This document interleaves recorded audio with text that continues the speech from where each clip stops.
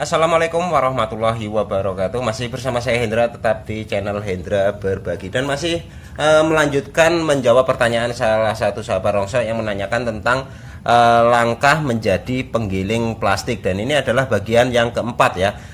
Setelah pada bagian sebelumnya itu saya sudah membahas tentang langkahnya, yaitu cari tempat jualnya. Nah, untuk yang kedua sudah saya bahas tentang sumber bahan baku, dan ya untuk yang tiga juga sudah saya bahas tentang sumber daya ini ya, sumber daya manusia atau tenaga kerjanya di sini. Nah, dan sekarang adalah bagian yang keempat, membahas tentang sarana, prasarana atau peralatan ya yang dibutuhkan dalam rangka kita untuk menjadi seorang penggiling plastik.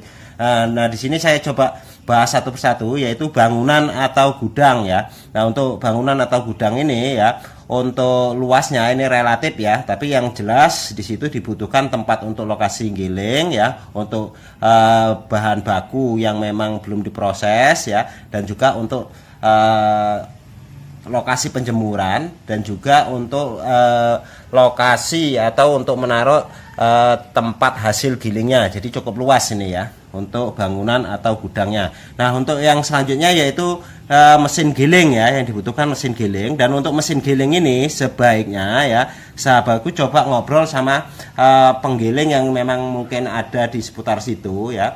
Karena apa? Kalau misalkan kita sampai salah membeli mesin giling ya, ini nanti akan berakibat kurang bagus ya. Karena apa? Nggak semua mesin giling itu mempunyai kualitas yang bagus ya, karena walaupun yang digiling hanya plastik, tapi kalau misalkan dinding di bak gilingnya ya itu nggak tebal, itu biasanya sering bengkok ya. Jadi kadang-kadang kita hanya giling cuma baru dapat berapa ton, atau mungkin kita beli mesin baru tuh, terus kita pakai baru berapa bulan sudah harus servis atau bahkan mungkin rusak dan lain sebagainya ya. Untuk ini coba sahabatku ngobrol dengan yang penggiling lama ya, minta referensi dari mereka tentang jenis mesin giling yang cukup bagus ya, kuat ya. Nah, untuk selanjutnya yaitu gerinda listrik di sini ya. Gerinda listrik ini fungsinya untuk mengasah ya, mengasah pisau ya, mengasah pisau,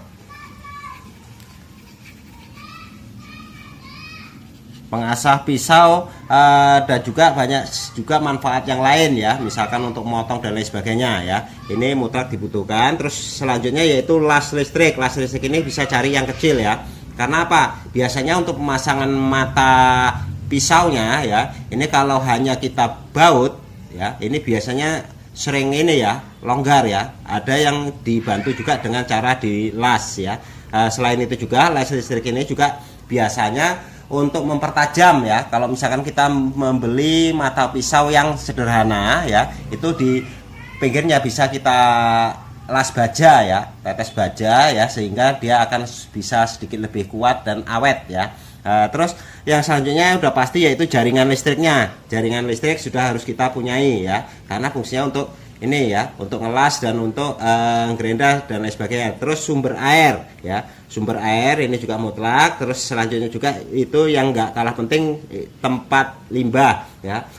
Jadi usahakan jangan sampai sahabatku membuang limbahnya sembarangan, misalkan dialirkan di kali ya, atau di tempat-tempat yang memang nanti berisiko ya, komplain daripada masyarakat ya.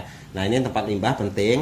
Nah, untuk yang selanjutnya yaitu timbangan ya. Timbangan itu bisa yang kapasitasnya 300 atau 500 kg ya. Nah, selain timbangan juga dibutuhkan terpal ya, terpal untuk tempat jemur ya. Nah, kalau misalkan sahabat itu melakukan pengeringannya ya, pengeringannya itu dengan menggunakan blower ya, di sini terpalnya berarti nggak dibutuhkan, tapi ditambah blower nanti untuk pengeringannya ya. Nah, juga untuk pengeringan juga nggak harus terpal, biasanya ada yang sudah di plester ya, di lantai ya, itu bisa mengurangi ya, nggak pakai terpal tapi sudah pakai lantai ini ya, semen ya.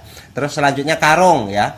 Karung ini baik ini untuk menampung hasil giling yang sudah kering ya, juga untuk ngangkuti dari bak pencucian ke tempat penjemuran. Ini karung dibutuhkan. Dan juga biasanya kalau misalkan ada yang kirim barang ke tempat sahabatku, atau mungkin sahabatku ngambil barang ke lapak-lapak ini biasanya mereka juga minta karung ya. Ini karung dibutuhkan. Terus juga untuk tali rafia ya, untuk ikat mengikat ya. Ini penting. Dan juga mobil pick up. Ini untuk sarana angkutannya ya. Baik itu untuk ambil barang, untuk kirim barang yang sudah digiling, ataupun untuk membuang limbah ya, limbah yang sudah dilakukan proses sedikit, misalnya proses pencaringan, sehingga kalau kita dibuang kita buang ke kali itu sudah nggak bahaya ya. Ini untuk mobil pick upnya kita butuhkan. Terus alat-alat tulis di sini seperti misalkan kalkulator, pena dan lain sebagainya ya, kertas. Nah ini alat-alat tulis. Nah selain itu yaitu yang penting juga yaitu modal untuk belanjanya ya. Jadi jangan sampai semua peralatan sudah ada tapi modal belanjanya nggak ada. Jadi ini ya sebagai gambaran, memang kalau untuk proses atau untuk menjadi seorang penggiling plastik ini memang dibutuhkan modal yang agak lumayan besar ya. Ini. Nah ini ya sebagai bahan pertimbangan bagi sahabatku yang mau melakukan proses atau menjadi seorang penggiling plastik ya. Nah untuk selanjutnya nanti ada berikutnya akan saya bahas lagi masalah langkah yang lain ya.